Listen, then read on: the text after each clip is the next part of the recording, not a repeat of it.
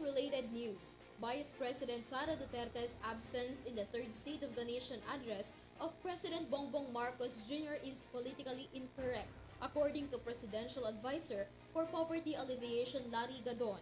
Details from Henry Nicolas. Presidential Advisor for Poverty Alleviation Secretary Larry Gadon described Vice President Sara Duterte's move not to attend the third State of the Nation address or SONA by President Ferdinand Marcos Jr. as politically incorrect. According to Gadon, VP Sara's opportunity to show statesmanship will be missed by not attending President Marcos Jr.'s SONA. The Secretary said even though Duterte resigned as Secretary of the Department of Education or DepEd, she still remains as the country's Vice President. He added that she did not hear any negative comments from the President despite her appearance at the Maiso prayer rallies, which turned out to be anti-BBM rallies, and the insults made by his father and supporters when he carried out what he called destabilization rallies allegedly led by his father, former President Rodrigo Duterte.